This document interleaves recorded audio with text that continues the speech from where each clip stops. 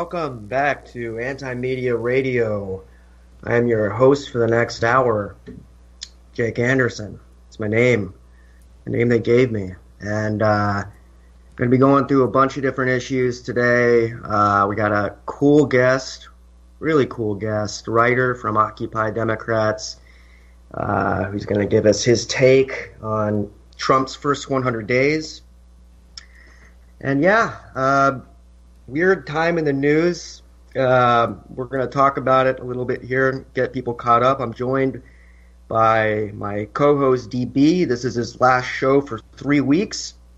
And I'm going to miss you, man. You're going to be in Europe, right, DB?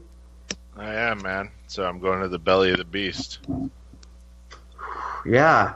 You should make sure to go to a castle and take a picture of it and put it on Facebook. Yeah, I don't know. I'm going to be in Southern Europe, and from what I've been watching on various channels, it's quite tumultuous over there. So curious to see if I'll see it where I'm going or if it's just been buried by... You should make sure you go to a castle and take a picture and put it on Facebook.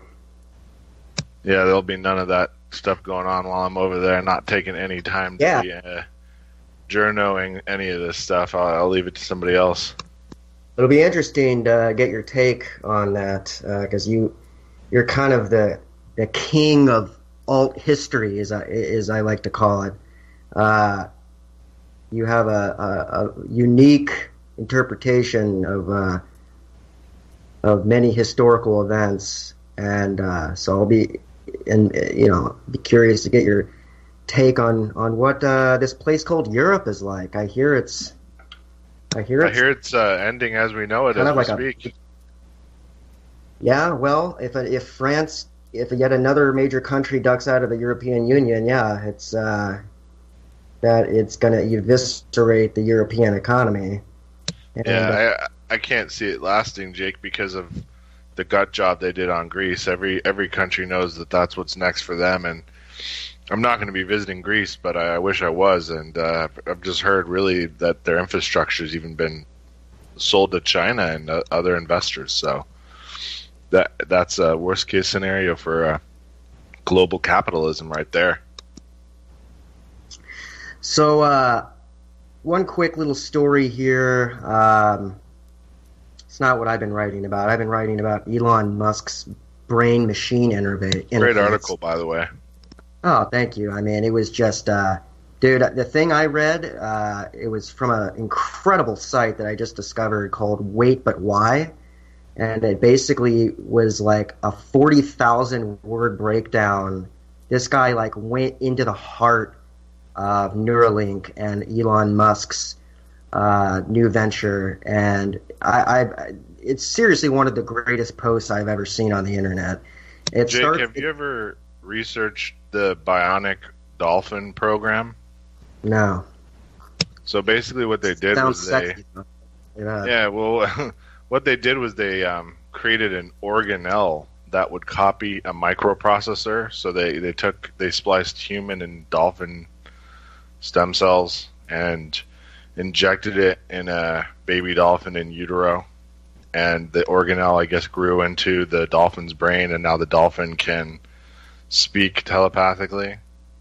So I think you're not too far off, man. What we've been talking about with technology advance, with using electronics and inorganic materials, that's going to be reserved for the slave class. The upper class are going to have actual organelles they grow that do the same thing.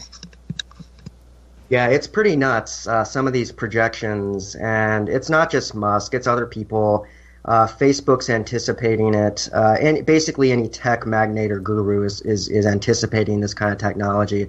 But if you want to read more about it, go to theantimedia.org and look for, oh God, I can't remember what it's called, but Elon Musk is in the title.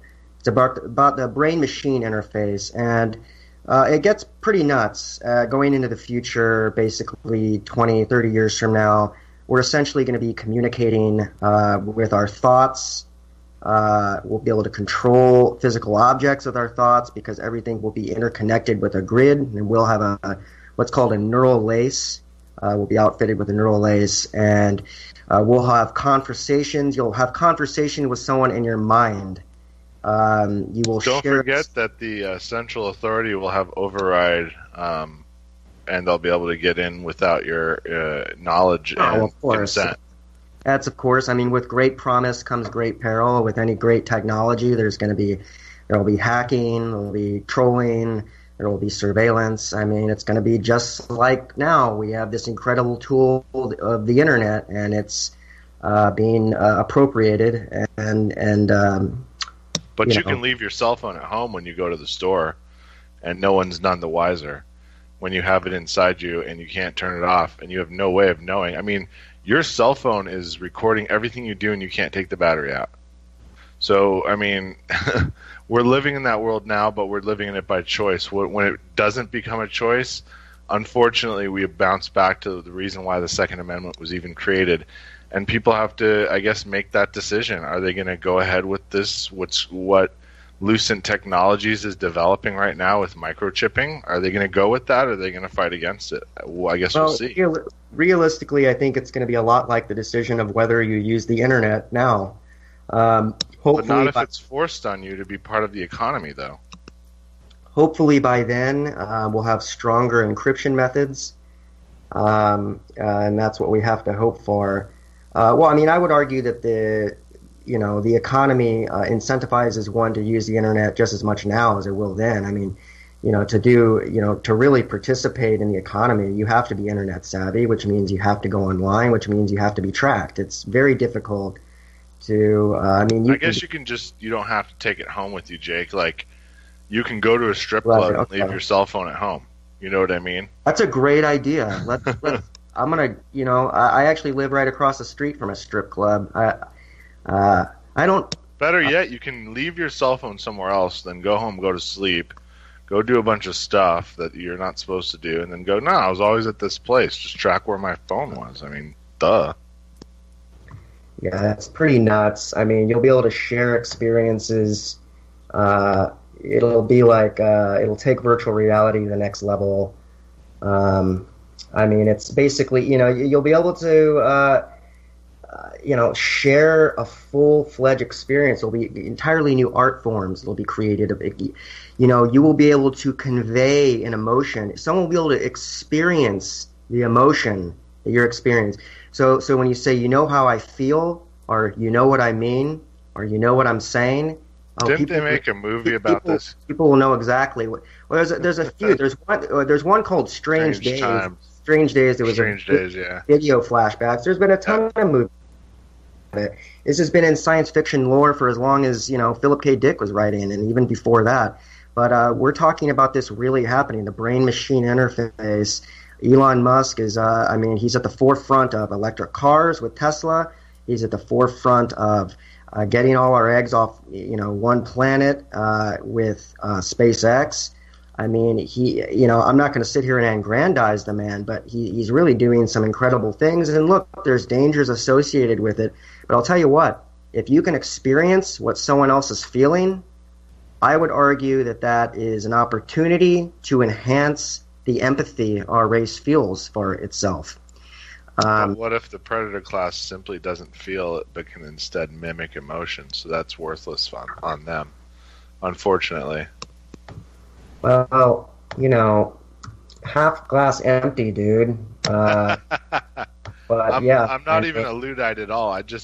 I know that everything they're gonna do is being used to just tighten the noose more and more and more. It's like we are that ultimate lobster in that slow boil. It's going to get crazy. In the meantime, we're going to still have to deal with the crazy old normal elites and politicians. And here to suss that out with us a little bit is a really phenomenal writer, phenomenal thinker for Occupy Democrats. Lou, I'm about to butcher your last name, buddy. I think it's Colagiovanni. Am I right? That's very close. That's phonetic pronunciation. Yeah, I'm guessing, but is that correct? Well, you pronounce my last name Kel Giovanni, like Kel, but nobody knows that. You can't hold it against people. I just tell them that they pronounced it correctly and move on. I don't have to suss it out with them. Well, I mean, ultimately, the most important thing in life is pronouncing one's name correctly, right? You know, so. But hey, man, it's great to have you on the show. I've been a fan of your writing for a while, and I follow your Facebook posts incessantly because you have this kind of great, witty Hunter S. Thompson style, cantankerous way of putting your thoughts across. But what I like most about it is that you are very well researched and fact checked. I've used you as a source before. I've used one of your Facebook posts as a source before, which is probably not good, but I did it. And I like DB, like both of you, I have met in person once and had great conversations. And when I was in Las Vegas, we met. It was a great conversation. So I wanted to have you on the show. So thanks for coming on. And I consider you somewhat of an expert on the travesty that is, I consider it a travesty, the travesty of Trump. And I remember when in the first couple of weeks of his presidency, you posted, "I'm just now realizing that I'm going to be writing about this man every day for the next 4 years." And I thought that was pretty funny. How are you holding up on that front? It's a special kind of hell to have to write about Donald Trump every day of your life. But, that's just the way that it is. I would prefer to be put out of business entirely and have nothing to write about. But that's not the world we live in. That's not the society that we live in. Also, I appreciate, you saying all those nice things about reading my stuff and comparisons and everything else. And it's very flattering. And we had a good time when we met in Las Vegas. Had some drinks, had some people with me. That's a whole other story how that evening ended. And probably not appropriate for this show, but yeah. Let's talk about war instead. Okay. We could go with Trump's first 100 days, but first, I think, to me, the most interesting thing that's been going on recently is war escalation and Trump essentially abandoning his base, bombing Syria, bombing Afghanistan, and he's basically kind of completely reversed course on his, he's not exactly regime changing, but he's definitely heading in that direction, it seems like, and even talk of a preemptive strike on North Korea, perhaps that's in the cards. When the bombing first took place, I went on InfoWars and Breitbart, and I looked at all the comment threads to try and get a feel for how his base felt, and they were not happy. What sense do you get about how this is going to affect Trump, these war actions of his, and how far do you think he'll go with it?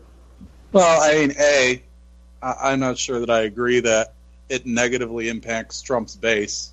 I mean, these are the type of people who, a lot of them voted for economic reasons, but many voted for culture war reasons. Many voted because they're against Islam in all of its forms. So this idea that Trump, getting involved in the Middle East annoys his base, I'm not sure with. I don't think it really hurts him at all because the rest of his presidency has been so piss poor that he needs something to distract from this entire litany of failures that has been since the beginning of January, right? I don't think it bothers people. Hey, I think Luke, you're kind of breaking up a little bit for me. Hey, DB, is he breaking up for you, or am I breaking up? Or No, it's no, I hear him. Am I breaking up? Sorry, guys. I mean, I'm Skyping on a phone, so apparently it's me that can't hear you very well. Anyway, proceed. I'm sorry. Proceed with what you were saying. Well, it doesn't matter who the president of the United States is to continue the Middle East policy. I'm sure listeners will disagree, but if you go back and you look at the comments made by General Wesley Clark, the retired general who was running for president over a decade ago, he was talking about, and I'm sure you're familiar with this, right, how he was talking about the United States had a plan to take out all these countries. Absolutely. Right? You know what I'm talking about? Absolutely, yeah. So the United States has had this plan with Iran being the premium prize, right? Iran is, of course, another regime change in Iran. We saw that's been working out for the last 50 years after that situation. So to me, there's no doubt that the United States' prerogative has always been to eventually try and take Syria so that they can move closer to conquering Iran, which is kind of against their foreign policy now, which is to create disarray in the region with which to begin. But Trump's going along entirely with what the United States in general has been doing. It doesn't matter who the president is. And why do you think that is? Because he came in and he really postured himself as someone who is not going to get caught up. He said, America first. Nothing says America first like bombing an airfield in Syria, right? I mean, what do you think? Did the deep state get to him? Did the dark forces running the shadow government, however you want to call it?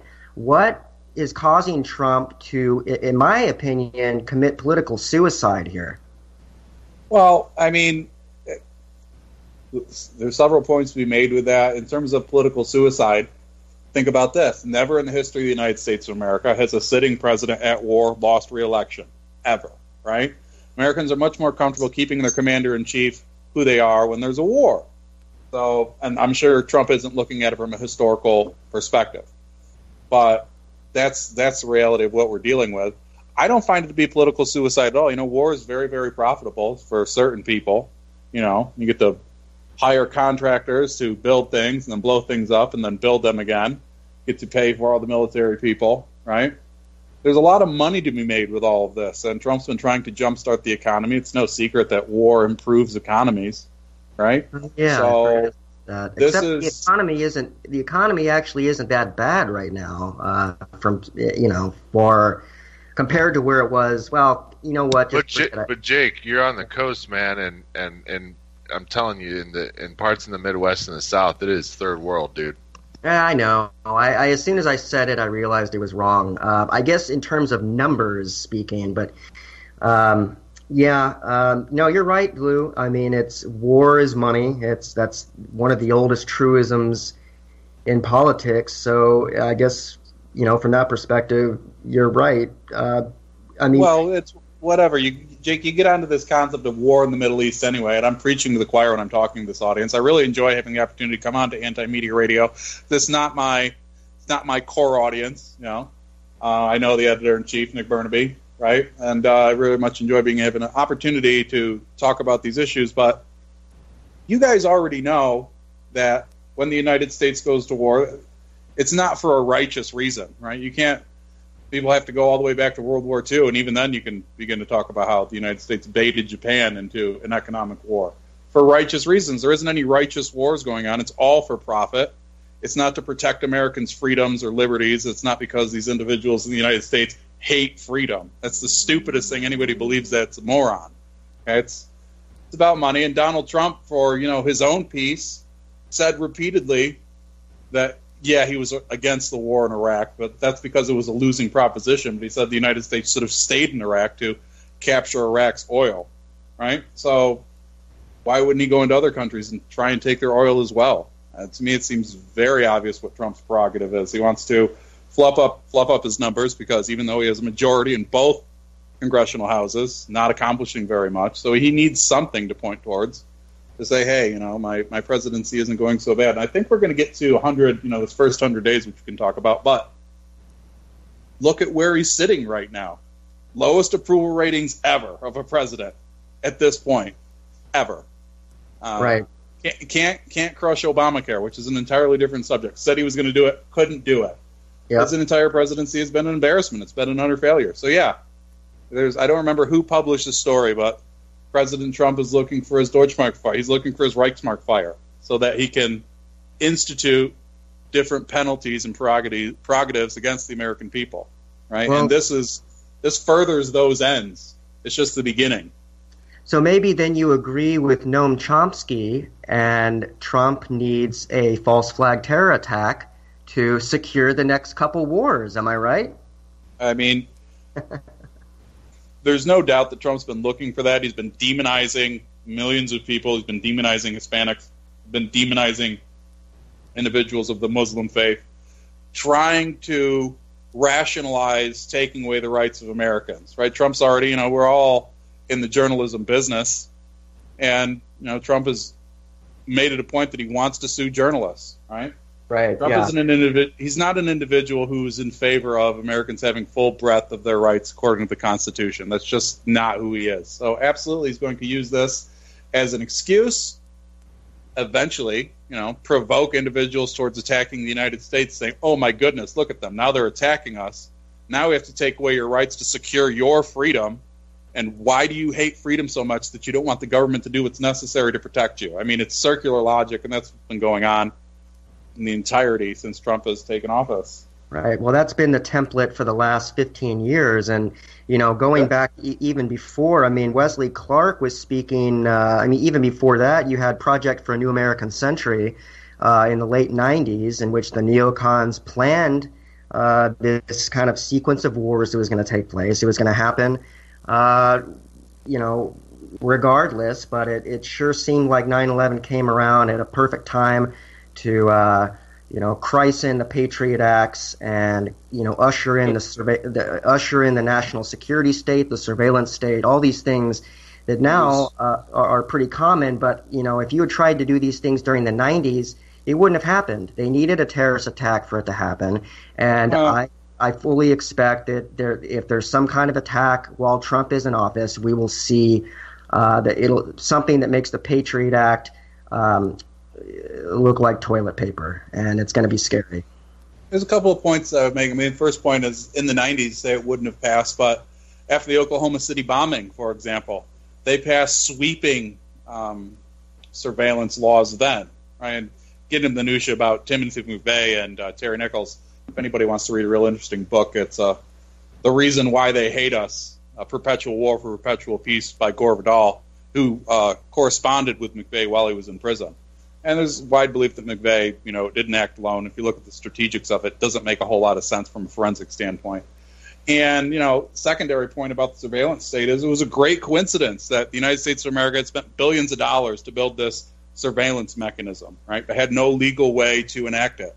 Right. And then lo and behold, suddenly there's this terrorist attack in the United States that, once again, doesn't make a whole lot of sense on 9/11. And instantaneously, this surveillance mechanism is put into place and instituted, and everybody's happy that it happened. Immediately following 9/11, it's something like 70-80% of people in a poll said they would gladly give away some of their liberties to feel protected. Of course, 8 years later, after the fact, that number shrunk down to about 20%. So there's the emotional impact argument that could be made why people do these things. And you can understand people being afraid. They have, children, mortgages. They don't want bad things to happen.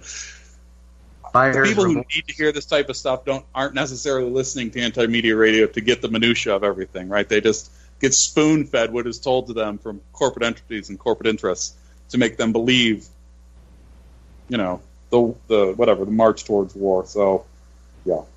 Well, people want that comfort. They want to think that they're in a holy war. People will get comfort from being at war for some sick reason, and it certainly was a part of Trump's first 100 days now. And what is your take on? Obviously, you don't like his first 100 days. What do you think are some? What are a couple of the most notable misachievements from his first 100 days?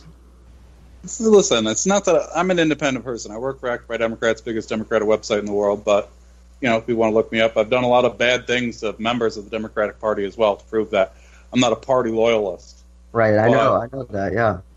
Sure. In terms of his 100 days, there have been dozens of failures. The biggest being can't get rid of Obamacare because, A, the majority of people like it, and they don't have the votes in the Senate to completely dismantle it. What they wanted to do was remove the funding from Obamacare rather than dismantle it because it required a different amount of votes.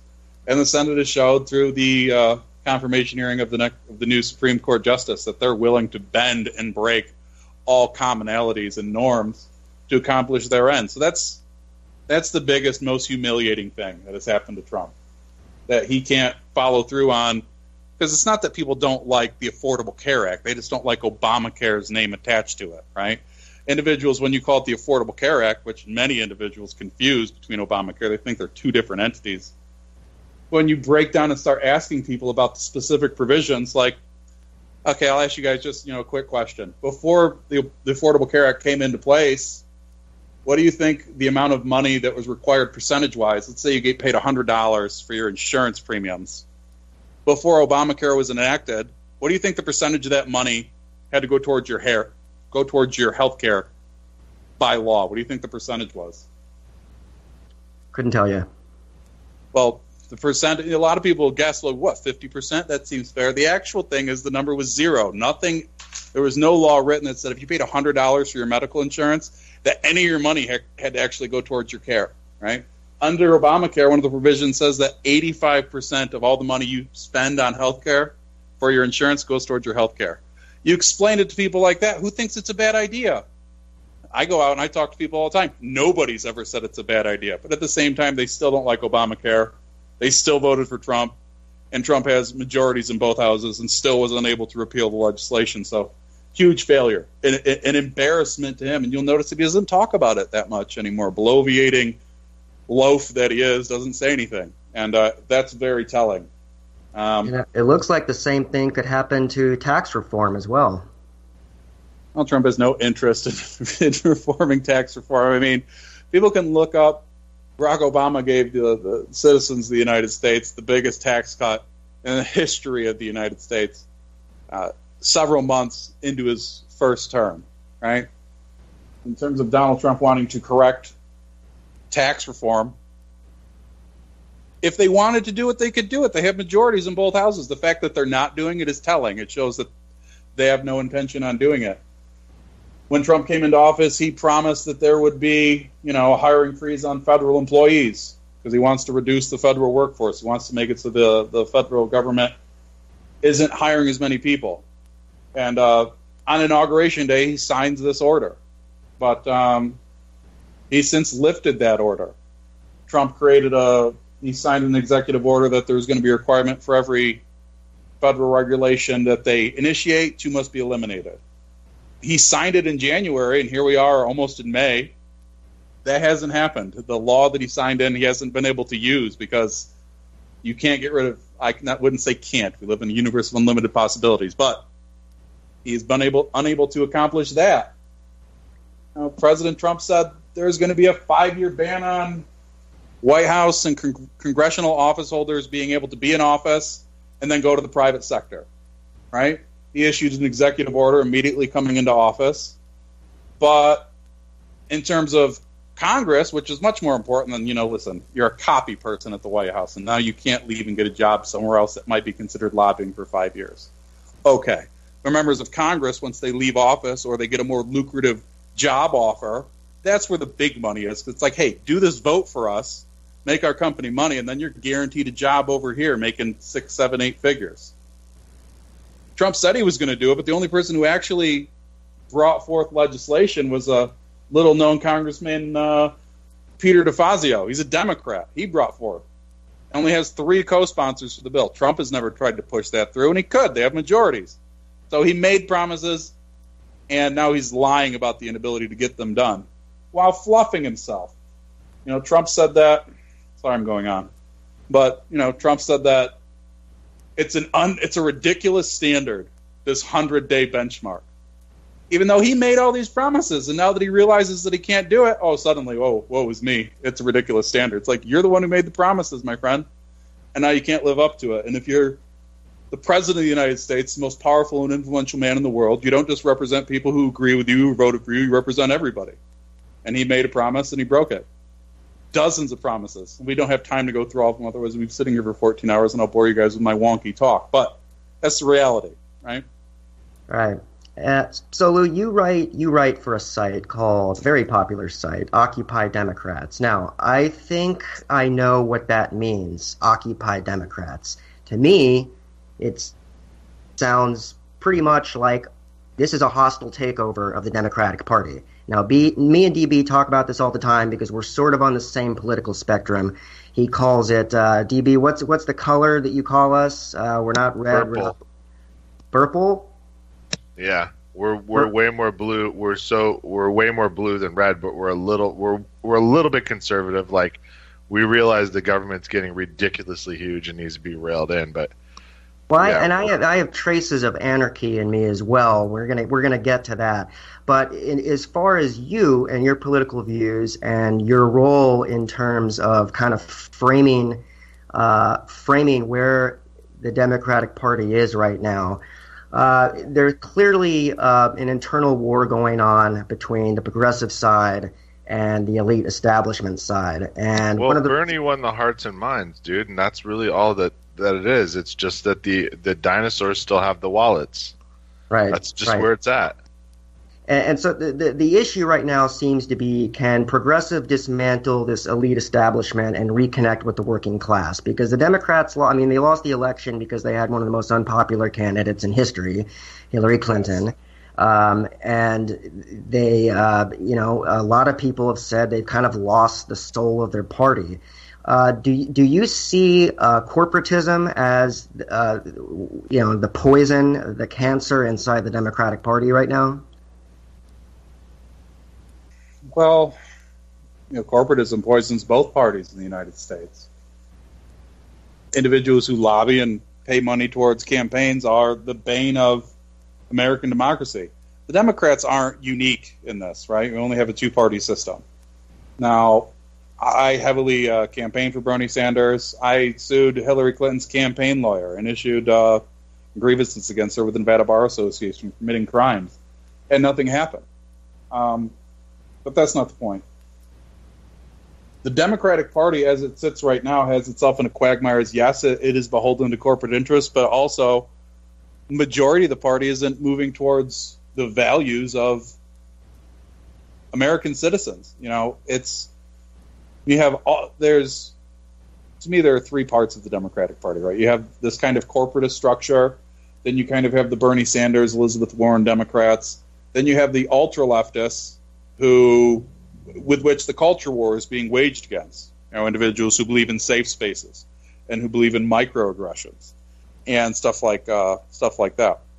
And the ultra left is what has galvanized Trump's base. And this isn't something that I think is understood. I think Democrats are very cowardly. I don't think they're willing to get their hands dirty. I think when you're playing against, an enemy or an opponent, whatever one wishes to consider the Republican Party, I've for years said the Democrats need to do much more dirty things. They don't try. Individuals want to take the high road, and it's great. You can walk on the high road, and now Republicans control the White House, the Senate, Congress, and the U.S. Supreme Court. So while walking the high road and patting themselves on the back for being nice guys and not twisting arms and not doing what they should have done, what do they have now?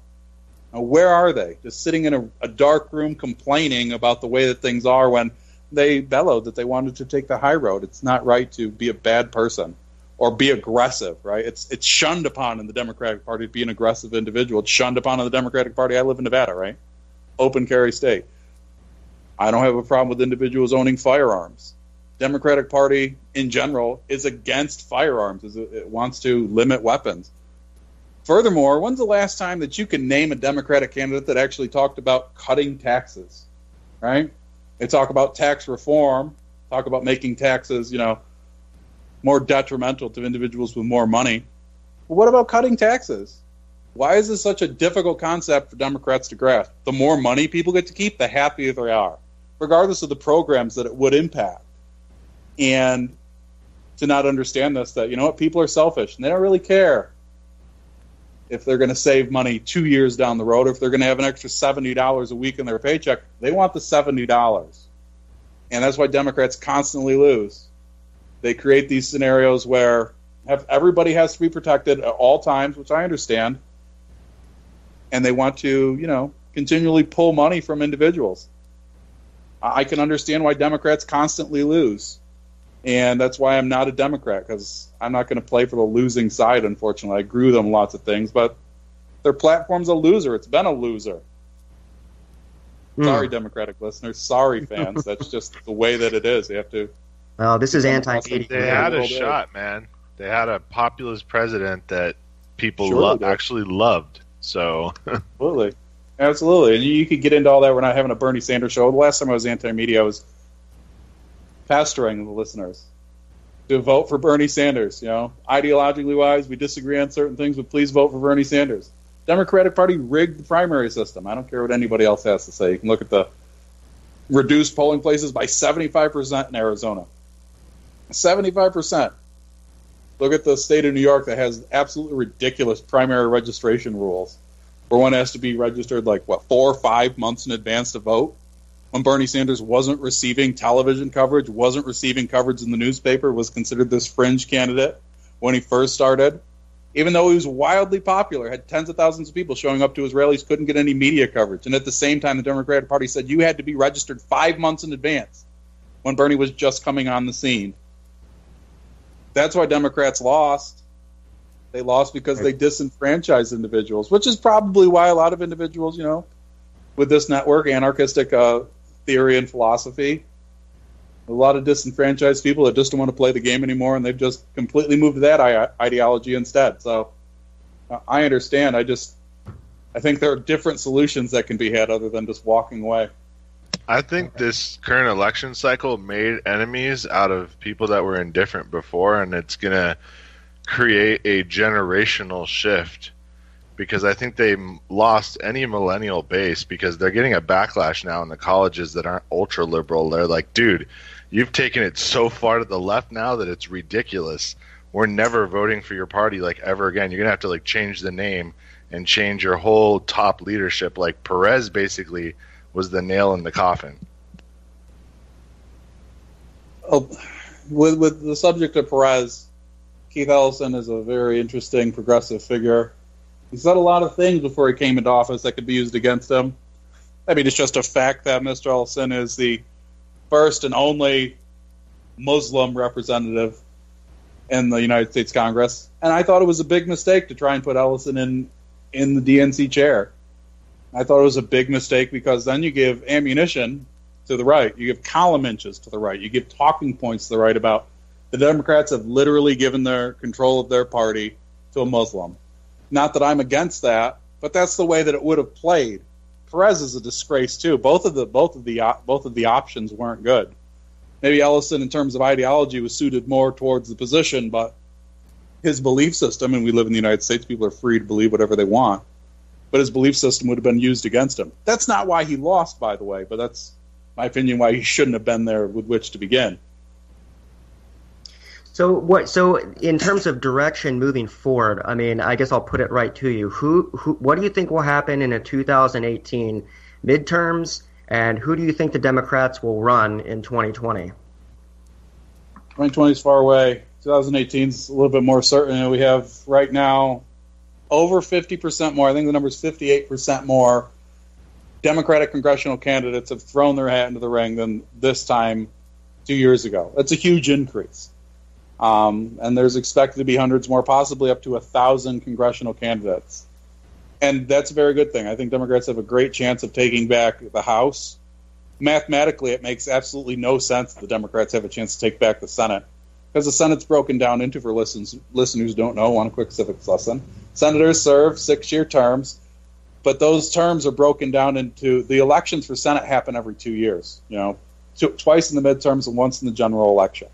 And right now, there are 24 seats that are up for grabs.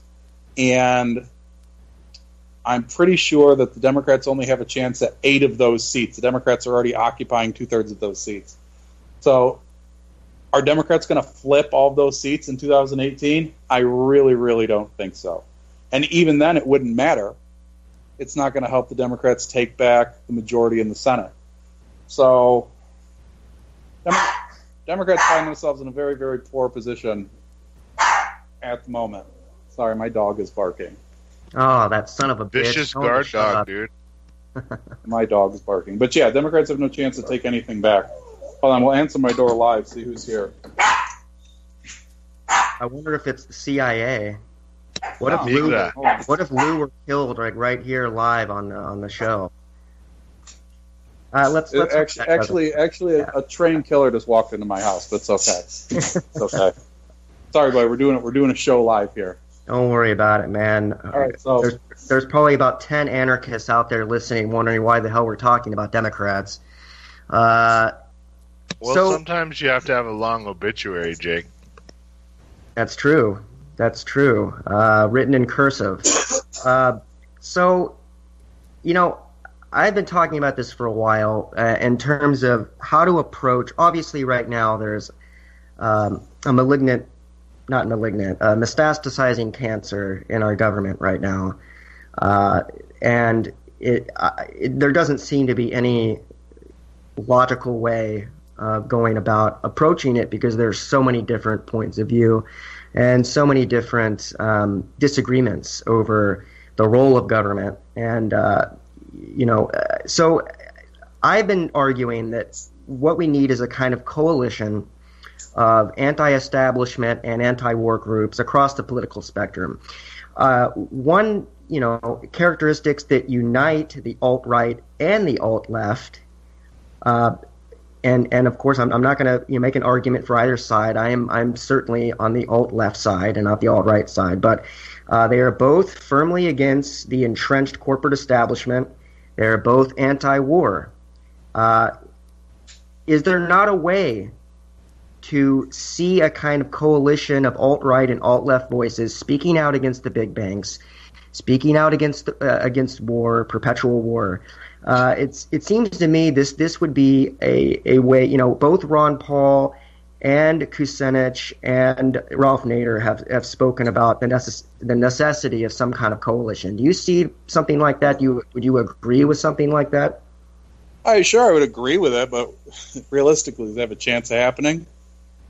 Realistically, no. Well, no, I mean it is. You pose a question. Ron Paul and Ralph Nader have started a movement. It's just not picking up any steam because no one is willing to work with someone with whom they have a disagreement, and that's the problem right now. Is even in anarchy, even a field like anarchism, you have the ANCAPs, you have the ANCOMs, and they hate each other. They hate each other probably more than they hate the government itself.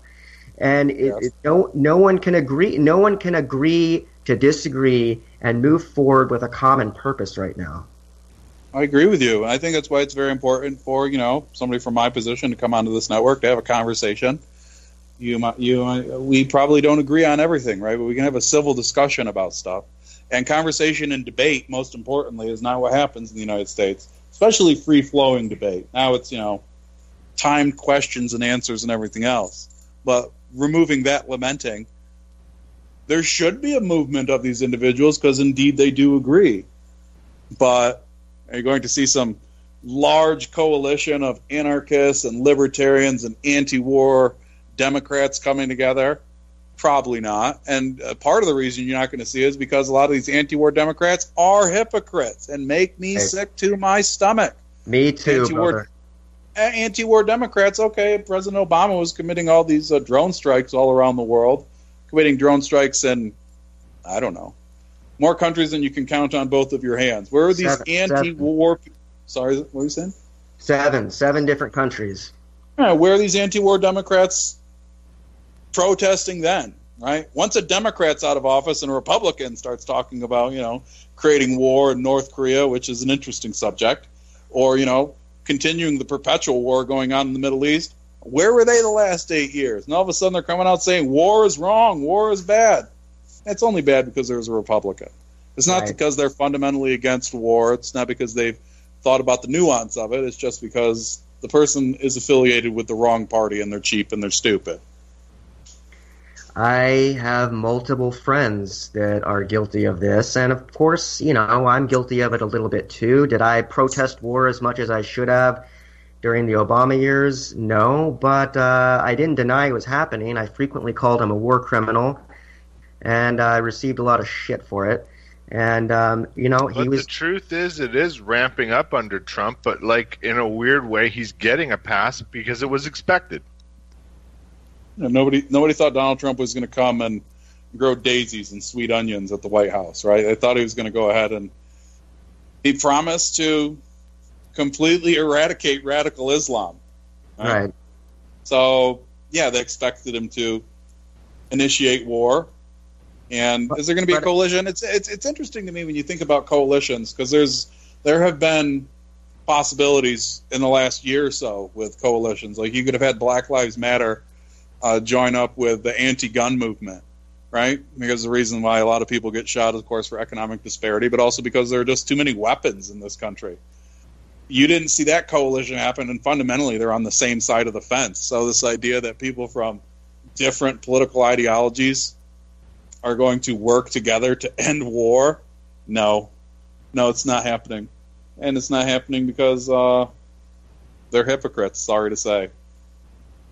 Yeah, I don't disagree with you. And I think, hypocrisy, and I think a lot of it is that people feel disengaged from their country. They don't disengage from community and disengage from the products they consume, the food they consume.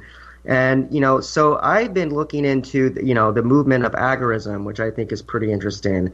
And so I'm interested in your take on, in the future, moving towards a more community-based, volunteerist, agorist-based community that, maybe frees people up a little bit from relying on both the state and corporations. Is that something that registers with you, or do you think it's just pipe dreams?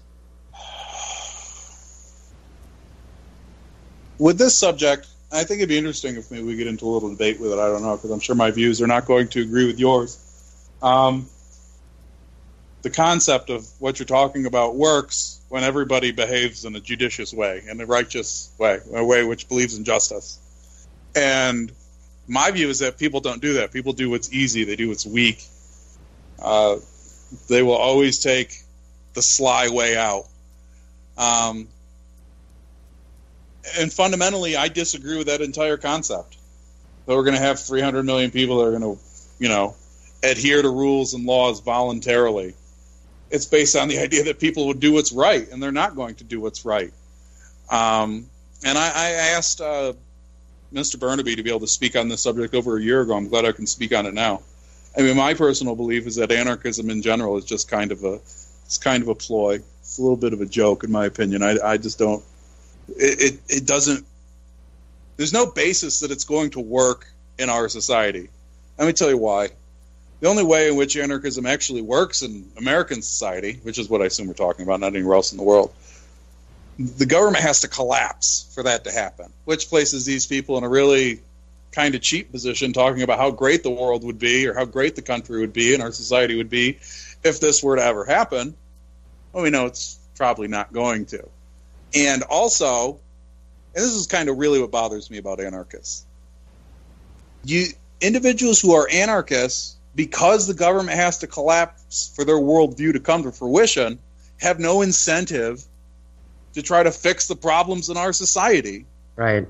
Through a legislative means. What incentive do they have if the government has to collapse for this to happen? Right? They want things to go as badly as possible. And that's not something that I can abide by. I think individuals, every member of society should be doing their part to try to alleviate the problems. And anyway, you go ahead. I have another point to make, but I won't. Every anarchist, when they grow up, becomes an agorist, and then they want their own farm. And then that's the natural progression of things, man. You can go do your own thing. Just buy 10 acres. You're golden. I got no problems with people who want to save rainwater and want to live off of the grid and do want to be prosecuted for not having the correct copper tubing to their homes, which is required by most city laws. Individuals have to have a water hookup and things like that. I mean, that's nonsense. If people want to live off the grid and just want to go ahead and be by themselves, that's fine. I don't find that how it impugns on an individual's freedom. What is interesting to me with anarchists is I haven't found too many that see the similarity with themselves and with people who believe in the rapture, these Christian fundamentalists. Do you guys know what the similarity is? You know what I'm talking about? I'm feeling it. Expand. Here's the fundamental similarity with these religious extremists and anarchists. As I already touched on, why anarchists have no incentive to do anything to fix the government, to fix the problems.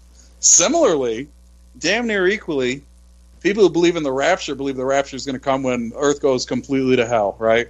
And the great war between good and evil is going to propagate itself amongst the wicked. But before that happens, the entire world has to fall into despair. There has to be apocalypse. Which means that people who believe in this, they have no incentive to do anything to fix anything. As a matter of fact, they have an incentive to make this apocalypse come as quickly as possible because they're greedy and selfish and want to get raptured off to heaven naked and do whatever it is that they do, right? And that's where anarchist philosophy and Christian fundamentalist philosophy come together. And for some reason, this point is missed on a lot of people. And to me, it's pretty cut and dry. It's pretty black and white. I don't know if people find that insulting, but tell me I'm wrong, right? Am I wrong here in drawing this conclusion? I actually know. I've never heard that comparison before. And I have frequently thought, because I communicate now with a lot of anarchists, and I have frequently felt that anarchy is a kind of subterfuge as a way of not engaging with the intricacies of the system. I do respect, there's certain anarchists out there, like Derek Bros comes to mind, who is, putting forth actionable solutions. Mr. Bros. Followed his work for years. Yeah, actionable solutions, freedom cells, actually creating the change that he's talking about, solution-oriented, and he's a rare example. But I think that's the way forward. I think you push in that direction. The extremes inform the mean, and I think as long as we keep pushing outwards, away from the manufactured consensus of what the government and what the media is telling us, I think we get closer to finding a place where people can start living more freely. But I agree with you that it's, waiting for the government to collapse is a strange proposition, because at least initially the chaos would be almost unimaginable. What's unimaginable? Jake, can you really think about these people?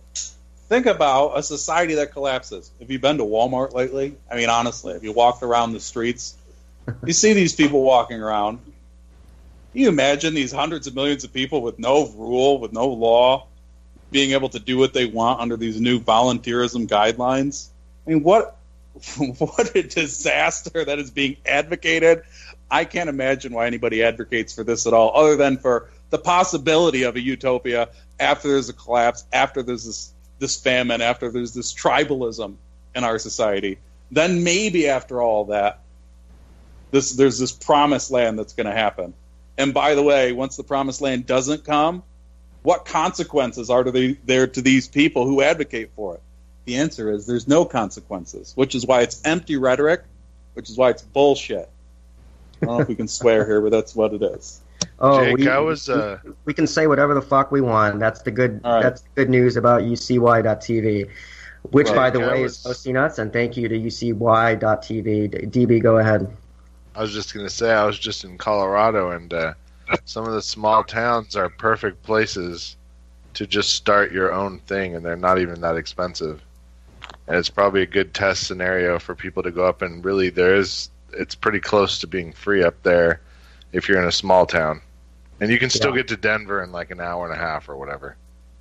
I don't think it's a bad idea for people to do what they want in small groups, but we talk about the entirety of the United States society.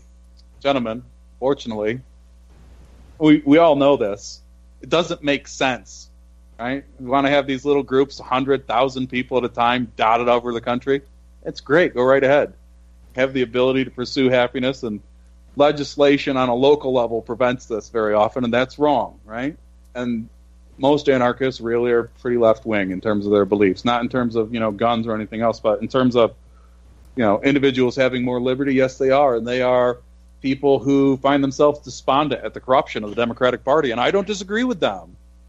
I completely understand where they're coming from. This idea of taking your ball and going home while the society crumbles around you and do nothing, say nothing, just letting the corruption steal their voices and steal their hearts, to me is just a tragedy. It's a waste of talent. And I encourage people to become involved in the political process. The United States government is corrupt, but the ideals with which Americans live by is not corrupt.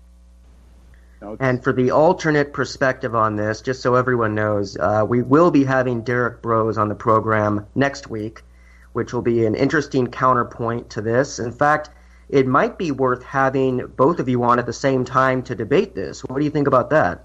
I'm a big fan of Derek. When I was hosting radio show on Renegade Talk Radio, I tacitly invited him, but I never got anything nailed down. I mean, I'm a big fan of his work. I like what Derek represents in terms of practical application. I just don't see it, but everybody has their right to their opinion. They certainly do. God bless America, right? All right. Well, we something like that. So we've got a couple minutes left. DB, do you have any thoughts or questions, or we have a lot? We got a live one on the. What's it called when you're fishing? We got a live one on the reel. Lou's just ready. He's just waiting to ask him something. Oh man, I guess my question is, do you think that Trump has been gotten to, because over the last, I guess, 14 days he's just looked like a shell of himself and he's just reversed course? Has he been?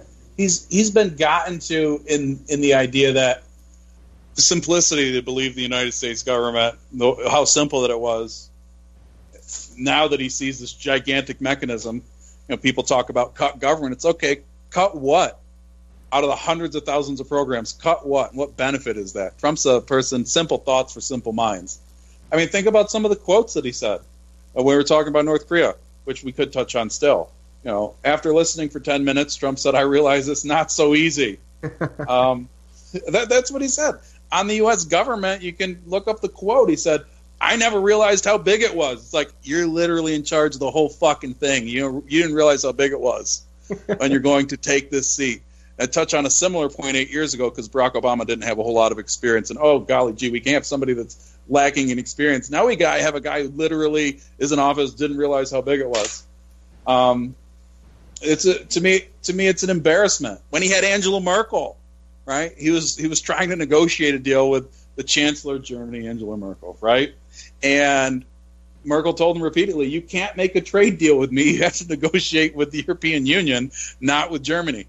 He literally asked her 10 times until it got through his thick, stupid skull. And he said, "Okay, fine, we'll do a deal with Europe then." What does that tell you about the leader of the free world, the individuals in charge of protecting our rights and safeguarding the United States? It's embarrassing. What did he think he was getting involved in exactly? I mean, he wants to run America like a corporation's run, and unfortunately, it's a little too complex for that. Well, there's the music for us. Lou, brilliant as always. Thank you so much for coming on. And I really do want to set up. I want to set up you coming on and debating an anarchist. I think that would be just great entertainment. You down? Sure, of course. Thank you very much for the opportunity. Glad to come back. I like doing these little spiels. Maybe I'll change my mind. Maybe I won't. Maybe people disagree with me. Come back. I'ma let them know, go through the stereo. Yo, here we go through the stereo.